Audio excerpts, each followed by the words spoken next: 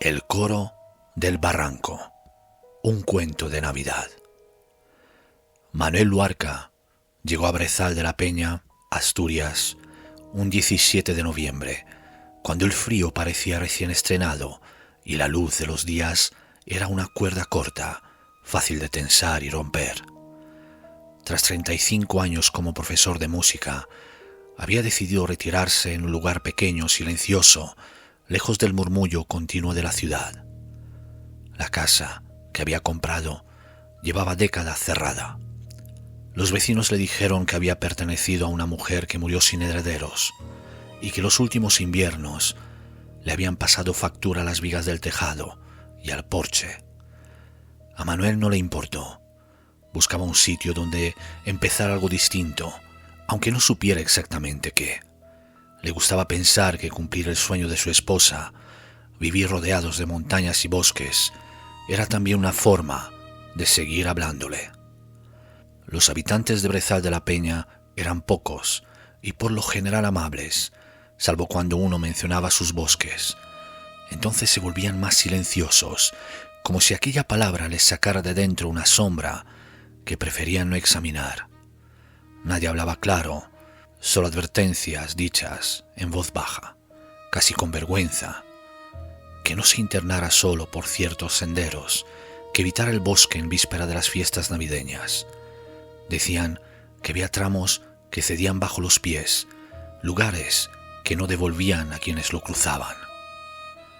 Manuel agradeció los avisos y los tomó por exageraciones rurales.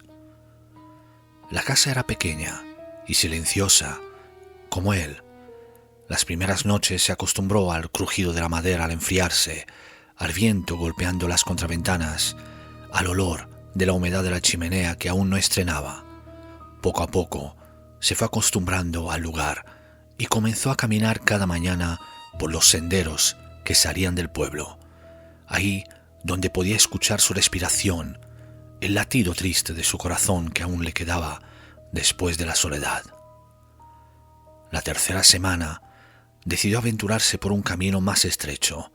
La helada de la madrugada aún plateaba las ramas cuando salió. Los pinos formaban una bóveda irregular, dejando pasar apenas un hilo de luz. A mitad del ascenso encontró un cruce no señalizado. El sendero de la izquierda se veía más pisado. El de la derecha, sin embargo, parecía casi borrado por el tiempo, y fue el que eligió. El bosque se cerró un poco más a su alrededor, obligándolo a apartar algunas ramas. Caminó unos 20 minutos, hasta que el suelo se inclinó en descenso, abrupto pero no demasiado peligroso. Al final, escuchó algo nuevo: agua, un pequeño arroyo. Se asomó y vio que el terreno se abría de repente en un barranco de 4 o 5 metros de profundidad, no muy grande, pero sí traicionero. La tierra estaba húmeda, cubierta de hojas podridas, que hacían difícil distinguir el borde. Al otro lado, el bosque continuaba, más oscuro aún. Entonces lo escuchó. Una melodía, lejana, pero clara, un coro. Cantaban un villancico tradicional, de los que él había enseñado durante décadas, pero las voces estaban ligeramente desafinadas, no por torpeza, sino por algo más difícil de definir. Parecían huecas, con un timbre que recordaba al viento en una botella vacía.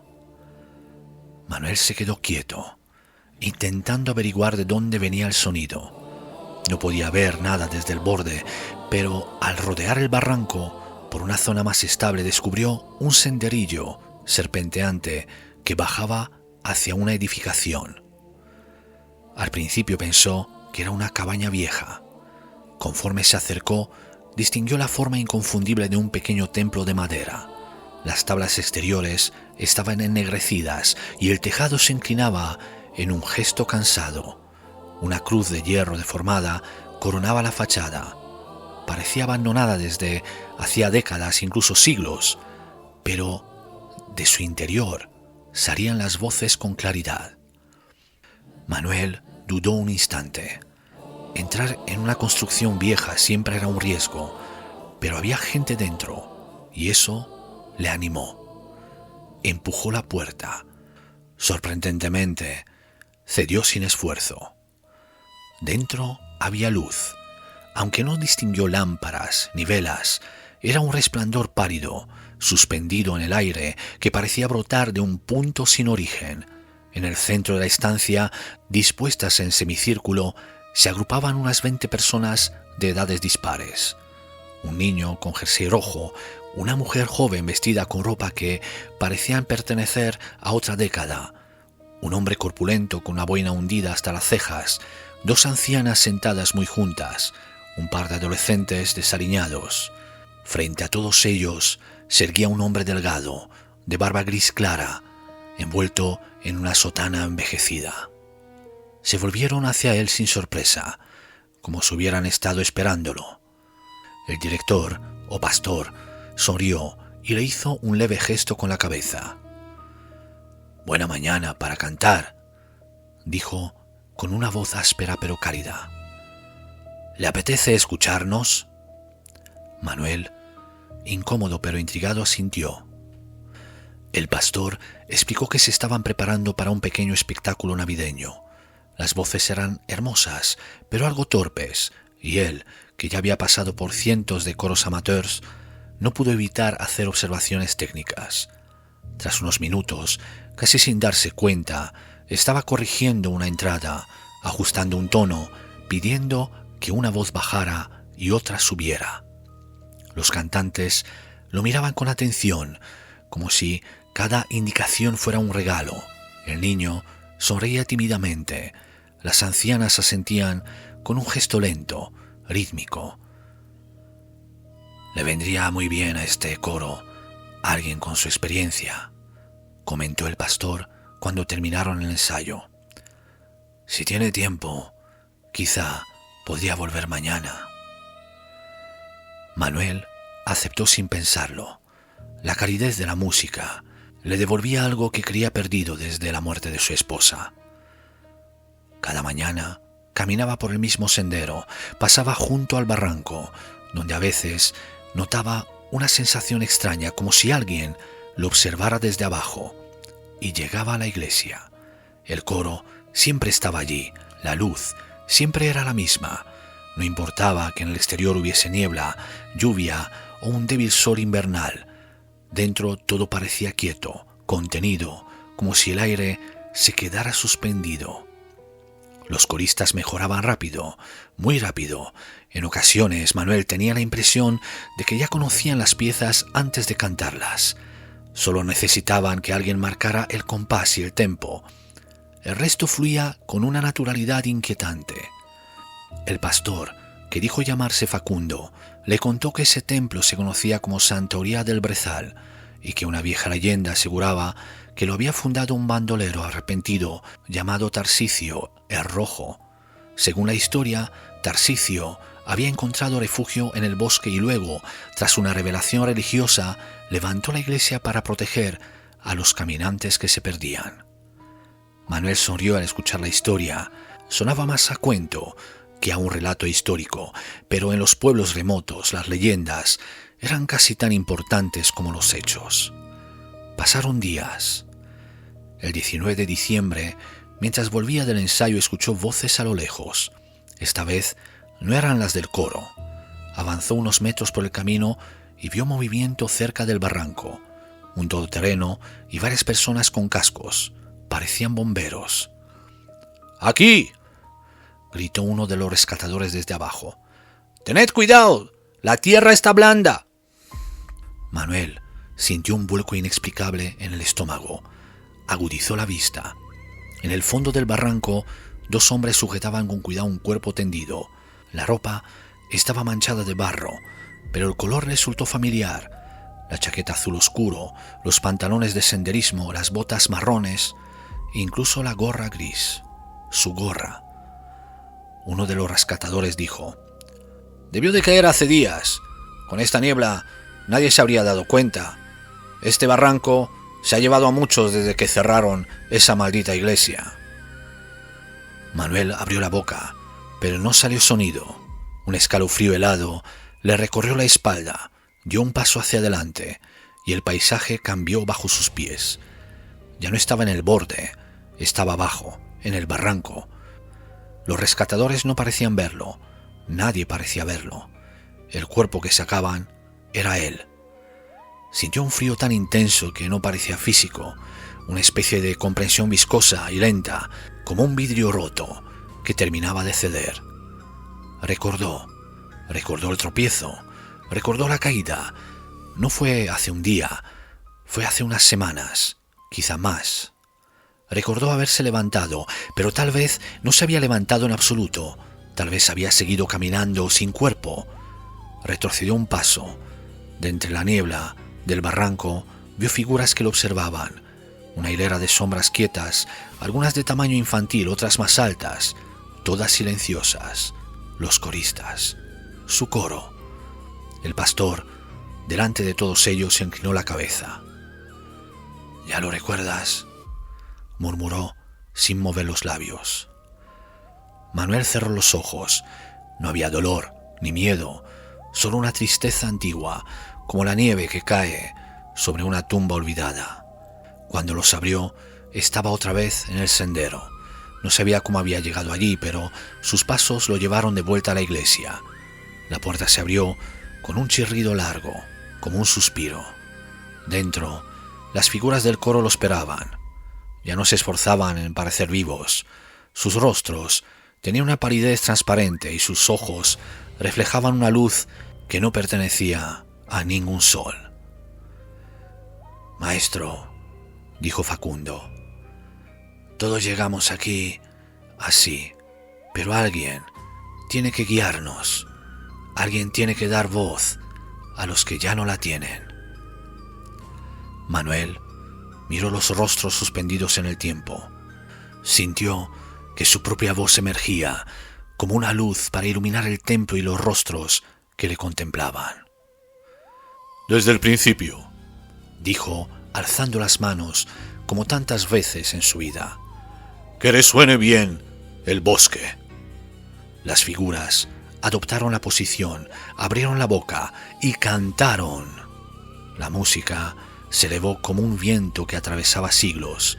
Nadie en el pueblo la escuchó, porque no era música para los vivos. Era un canto destinado a los senderos perdidos, a los que tropiezan en la niebla, a los que al caer buscan un último refugio. La iglesia de Santa Oría del Brezal, abandonada para los hombres, se iluminó por un instante con un destello espectral, y en su interior Manuel dirigió el coro de los que habían encontrado en el barranco el último aliento.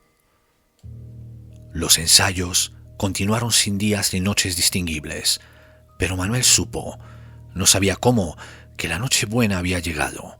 El coro ya no desafinaba, no había correcciones, ni entradas tardías, ni respiraciones fuera de lugar. Las voces encajaban con una precisión sobrenatural, como si cada uno recordara exactamente cómo había cantado en vida, y también después de ella. La noche del 24 de diciembre, la iglesia de Santa Oría del Brezal estaba lista. Los bancos, que habían acumulado polvo y astillas, comenzaron a llenarse. No entraron por la puerta, simplemente aparecieron. Figuras familiares que reconocieron sin sorpresa, como se reconocen las cosas inevitables. La esposa de Manuel ocupaba uno de los primeros bancos. Conservaba el mismo gesto sereno de aquel último día, las manos cruzadas sobre un abrigo que ya no necesitaba. Al levantar la vista, la calidez de sus ojos lo envolvió, trayéndole de regreso el recuerdo del hogar y de los momentos más felices que habían compartido en vida. Más atrás estaban los abuelos del niño del jersey rojo, sentados con una rectitud antigua, como si el rigor de la muerte no hubiera conseguido doblarlos. Hermanas inclinadas unas hacia otras, susurrándose recuerdos que no hacían ruido. Vecinos de distintas épocas del pueblo. Ninguno hablaba. Todos esperaban. Facundo se retiró a un lado, dejando a Manuel solo frente al coro. Cuando alzó las manos, una voz nueva se añadió al coro. No venía de ninguno de los cantantes. Era grave, profunda, sostenida, con una seguridad absoluta, una voz adulta, masculina, que no necesitaba respirar. Manuel sintió que lo atravesaba por dentro, como si marcara el compás directamente en su memoria. No preguntó de quién era, lo supo. La voz venía del barranco. Cuando el coro comenzó a cantar, los bancos terminaron de llenarse. La madera crujió bajo un peso que no era físico. La música no buscó el exterior, se hundió en la tierra húmeda, en las raíces, en el hueco oscuro que había aprendido a tragar nombres. Manuel no buscó a su esposa durante el concierto. Sabía que estaba allí, la sentía, y también supo que ya no volvería a marcharse. La última nota no se apagó, sino se cerró sobre sí misma. La iglesia quedó en silencio. El espectáculo de Nochebuena había concluido. El 24 de diciembre, Anastasio, el cartero de Brezal de la Peña, volvió al sendero del barranco, allí donde unos días antes había desaparecido su perro, la única familia que le quedaba. Lo había buscado durante días, llamándolo, silbando como hacía siempre. El perro nunca respondía, pero Anastasio juraría que a veces algo se movía entre los árboles, justo fuera de su campo de visión. La nieve había borrado las huellas antiguas, suavizando el terreno como si quisiera ocultar cualquier prueba de paso. Aún así el camino seguía allí, más claro que nunca, marcándose solo, guiándolo con una obstinación que no parecía casual. Desde hacía noches, Anastasio soñaba con la música de un coro cantando villancicos. La oía incluso con los ojos abiertos, una voz infantil que entraba demasiado pronto, varias voces graves sosteniendo la armonía, y por debajo de todas una sola, firme y paciente, que mantenía el conjunto unido con una autoridad imposible de discutir. Pensó que, si encontraba al perro, aunque solo fuera para enterrarlo, esas voces desaparecerían. El sendero descendía, y Anastasio lo siguió, con la certeza incómoda de que estaba siendo llamado. No era viento, nunca lo había sido. Al llegar al borde, no se detuvo. El villancico emergió completo, cercano y afinado. Reconoció la melodía, pero no recordaba haberla escuchado así jamás. Entre los árboles apareció la iglesia. No parecía vieja, pero lo era. Parecía despierta. Las ventanas dejaban escapar una luz pálida, y dentro se distinguían sombras sentadas y de pie, inmóviles, como si aguardaran a alguien que llegaba tarde. Anastasio abrió la puerta del templo.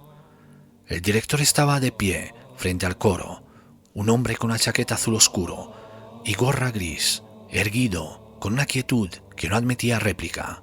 Sus brazos se movían despacio, marcando el compás con una precisión que imponía silencio incluso a la noche.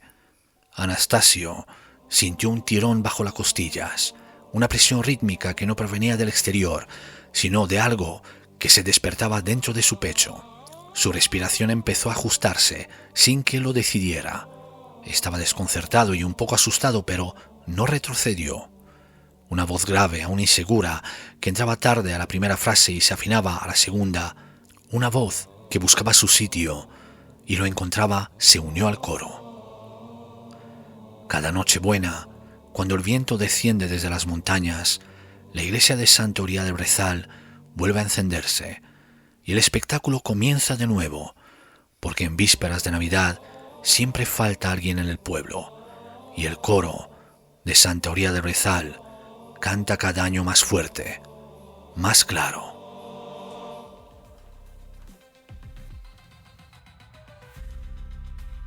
Si te gustan las historias de misterio y terror, si escuchas voces cuando cae la noche y el miedo te mantiene despierto, suscríbete si aún no lo has hecho para no perderte contenido original, inquietante y perturbador. Acompáñame en este viaje por la oscuridad, donde cada sombra esconde un secreto, cada silencio anuncia algo que se acerca y cada historia deja una marca. ¡Feliz Navidad, queridos insomnes!